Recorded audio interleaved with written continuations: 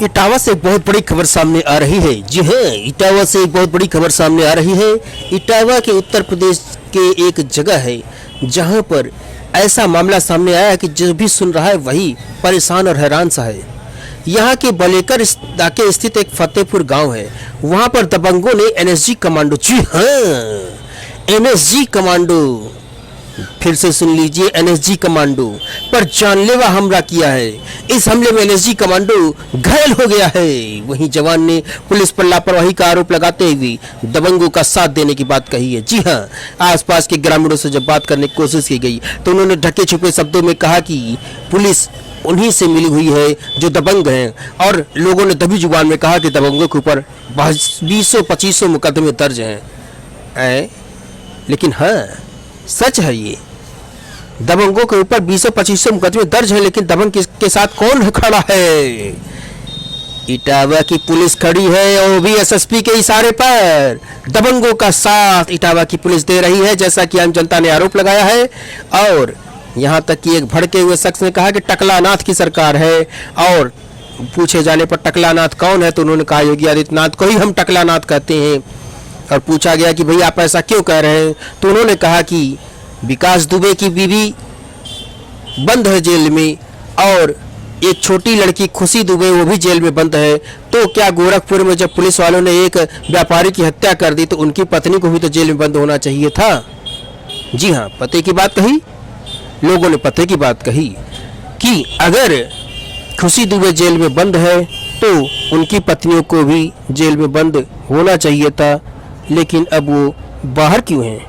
तो क्या लोगों का यह कहना कि खुशी दुबे जेल में है, तो जिन पुलिस वालों ने गोरखपुर में दुर्दांत तरीके से एक व्यापारी की हत्या कर दी, उनकी पत्नी को जेल में भी होना चाहिए?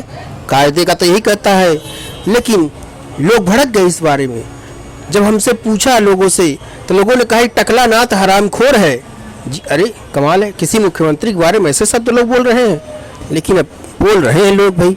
हालांकि लोगों का कहना सही है कि भाई वास्तव में न्याय तो यही है कि अगर खुशी दुबे जेल में है तो जिन पुलिस वालों ने हत्या कर दी दुर्दांत, उनकी पत्नियों को भी जेल में होना चाहिए, और अगर उनकी पत्नियां बाहर मजे कर रही हैं तो खुशी दुबे को ही बाहर छोड़ना चाहिए। बहरहाल बात हो रही है एनएसजी कमांडो की। तो जी हाँ, एनएसजी कमांडो के ऊपर दबंगों ने कल हमला ही किया है, और कल शाम को ही हमला किया है। जी हाँ, शाम का समय था, उनको हमला किया गया है, और ऐसा हमला किया कि आप सुनेंगे तो चौंक जाएंगे, क्योंकि कमांडो ने थाने में शिकायत भी दर्ज कराई थी। इसके बावजूद भी दबंगों ने कमांडो के ऊपर जानलेवा हमला कर दिया। क्या ग्रामीणों का आरोप सही है टकलानाथ की सरकार के बारे में? भगवान जाने। लेकिन फिर भी हम योगी आदित्यनाथ जी बहुत अच्छे व्यक्ति हैं, और हमको टकलानाथ कहने का, जो भी इनको टकलानाथ कह रहा है, हम इसका समर्थन नहीं करते हैं। लेकिन हमारा काम है कि लोग क्या कह रहे हैं उसके बारे में बता देना।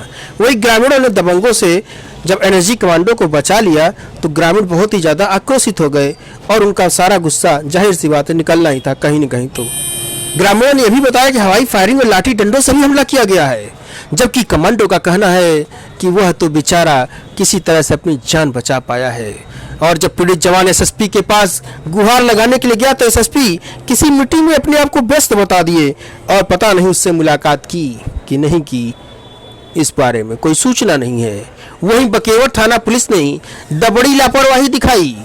कमांडो के ऊपर 2 बार जानलेवा हमला हुआ, और साथ ही साथ लूटपाट की घटना को अंजाम दे दिया गया, लेकिन वो थाने की पुलिस ने न जाने क्या कारण था कि उसकी फरियाद ही नहीं सुनी।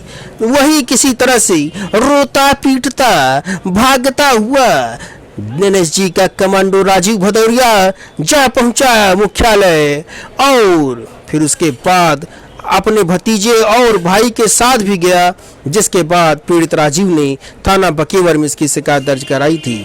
वहीं जब पत्रकारों से उसने बातचीत की तो बताया कि उस देश की सुरक्षा के लिए तैनात है, लेकिन उसकी सुरक्षा कोई नहीं कर रहा है। उसके पिता एक्सपायर हो गए हैं। जी हाँ, वह एक अनाथ बच्चा है, और एक अनाथ बच्चे को टकलानाथ मैं नहीं कह रहा हूँ, मैं क्यों कहूँगा टकलानाथ, लेकिन टकलानाथ उसके गांव के लोग कह रहे हैं कि टकलानाथ की सरकार ने उस अनाथ बच्चे की सुरक्षा ही नहीं की।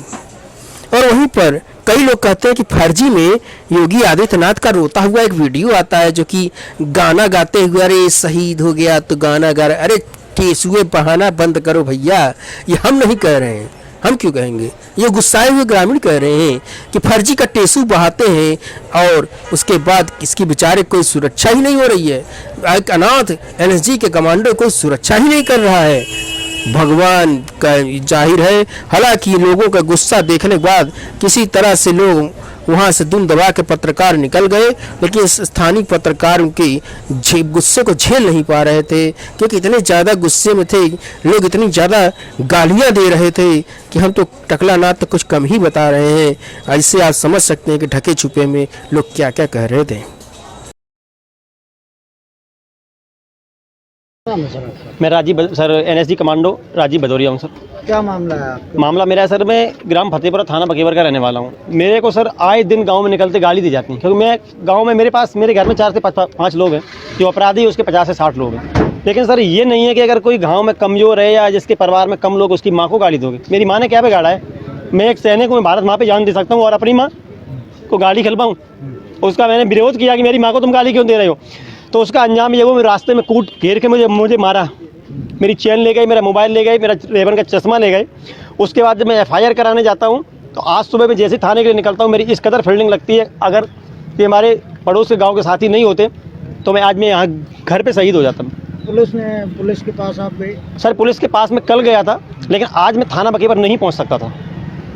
तो पुलिस से आपको क्या आश्वासन? मुझे सर बकेवर पुलिस से बिल्कुल आश्वासन नहीं है, क्योंकि जो अच्छे सन ऑफ संतोष सिंह है उसके खिलाफ इतने मुकदमे हैं, उसका कुछ नहीं हो सकता। वो खनन माफिया एरिया का सबसे बड़ा, उस पर ऊपर रेप से लेके बैंकिंग में घोटाले तक के सारे मामले दर्ज हैं।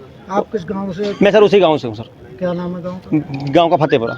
आज आपने किस अधिकारी को ज्ञापन दिया? मैं सर आज कप्तान साहब से मिलने आया हूँ और मुझे उम्मीद है कि कप्तान साहब से पहले नहीं मिलूंगा, क्योंकि मैं बकेवर थाने में अगर जाऊँगा मेरे साथ इंसाफ नहीं होगा। तो कप्तान साहब का मोबाइल नंबर है, आपने संपर्क करने की कोशिश की? अभी कप्तान साहब मीटिंग में हैं, ठीक है। उसके बाद मुझे बताया गया कप्तान साहब आपसे मिलेंगे और देखो उनका इंतजार कर रही, फिर क्या होता है। आप बता रहे थे और किस के साथ मारपीट हुई है?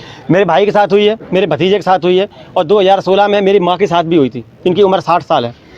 मेरी माँ अभी रेजेंसी हॉस्पिटल में 10 दिन एडमिट रही हैं, जिनको हर्पीस नाम की बीमारी हुई। आज भी वो चारपाई पे लेटी हुई है, बीपी की पेशेंट है। अगर मैं उनको ये बता दूँ ये लड़ाई हो गई तो शायद वो शाम न पकड़े। मेरे पिताजी एक्सपायर हो चुके हैं, गाँव में मेरा अकेला घर है सर। आप कब लगे थे? मैं 2011 में भर्ती हुआ हूँ और एनएसजी में मेरा सिलेक्शन 2019 में हुआ है। 13 क्या नाम है? रजनीश त्रिपाठी, ग्राम नंदपुरा। आज इनके साथ जो घटना हुई आप उस वक्त मौजूद थे क्या? सर इन्होंने बुलाया था, फायरिंग वायरिंग हुई है वहाँ पे। हम लोग पानी लगा रहे थे और कुछ लोग गांव में लेटे हुए थे, सुबह का टाइम था। जब ये घर पे मतलब हम लोगों के घर पहुँचे तब हम आ गए तो 20 से 25 आदमी और सबके हाथों में डंडे, हॉकी और बैट जो बल्ला होता है वो और फोरा सब लिए वो, और इन्हें मारने के लिए आए थे। जब हम लोग वहाँ पहुँचे गांव के सभी लोग तो उनसे पूछा क्यों, बोले उसकी देह तोड़नी है, मुझे बताओ कहाँ है। ना भैया वो तो कहीं भाग गए हैं, ये हालत थी। और सीधा उनका बोलना है कि उसे मारना है, और अगर 2-5 मिनट हम लोग लेट हो जाते तो शायद मैं आज ये यहाँ नहीं होते। 18 तारीख की मेरी माताजी और हम लोग थे वहाँ पे। फायरिंग हुई थी? हाँ फायरिंग भी हुई है वहाँ पे, आज सुबह की। मेरी 15 नवंबर